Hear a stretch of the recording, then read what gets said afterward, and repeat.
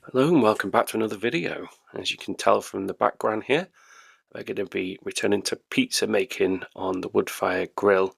So we've got the flat griddle fitment, which was purchased separately from the unit. I think you probably could do it on the serrated one. So our ingredients here, we've got pre-made pizza bases. When I say pre-made, I made them. And we've got some toppings, some cheese, ham, pre-cooked onion on there, and some finely sliced pepper. And then for the base we've got some salsa and mixed in with a little bit of red sauce.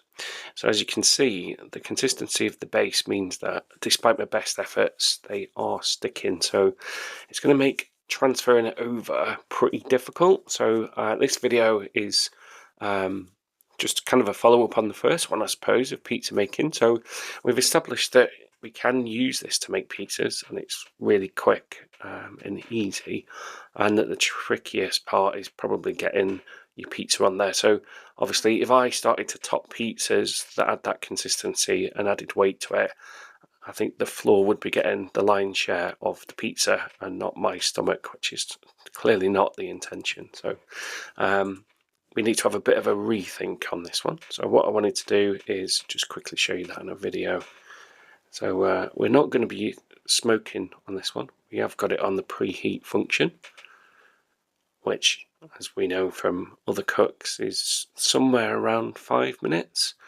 So I was thinking, all right, how are we going to do this? Because in the other video, we put the base on, and obviously once that had cooked on the bottom, it meant it wasn't going to stick.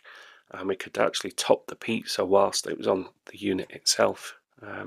So this one was going to need a bit of a different approach. So try and get the spatula, and you can see that is just not going to work. So trying to film and actually do this proved to be quite tricky. I did want to capture all of it because a lot of the other videos are, here is the prep and here's the magic bit at the end where everything worked out seamlessly, and there's probably quite a few takes or happy accidents in between that process. And for me, these videos are to show, hints and tips.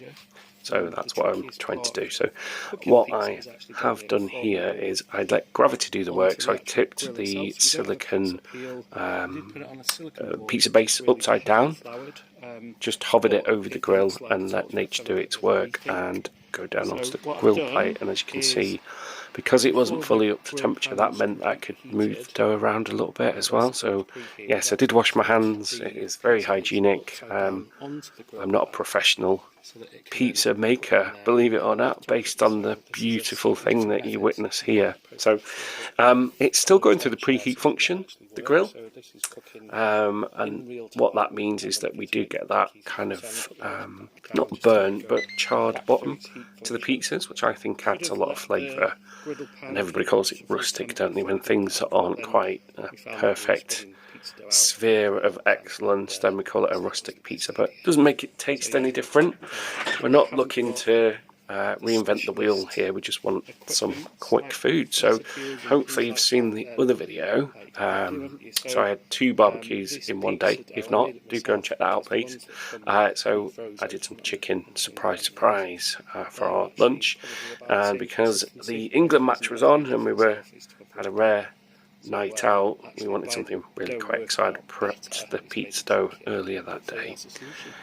So what we'll do next through the magic of editing is show you our topped pizzas. So these have been flipped on the barbecue. When I say flipped, it was quite a delicate operation involving a spatula and some patience, but actually it didn't stick because it had already cooked. So we kind of part cooked, if you like, both bases and then transferred them back to the board.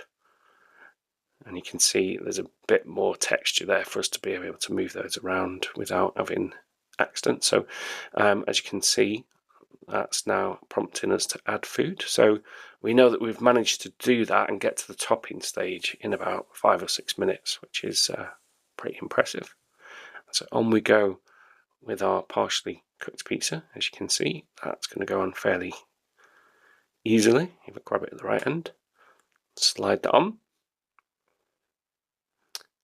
And at this point our pan is already up to temperature, so we don't need to worry too much about. I'll certainly not leave it for 16 minutes because we would have a cremated pizza and that probably wouldn't taste very nice. So I was watching these probably 2, maybe 3 minutes, and you can see the result. So yeah, this is my second pizza making video.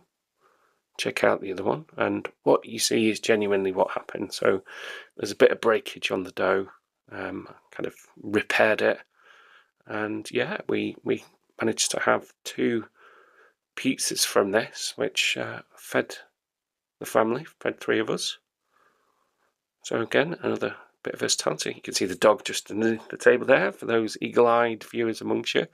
Yes, he did get some of the pizza. No, he didn't get the onion because it's highly poisonous to dogs, but he did like the pizza base.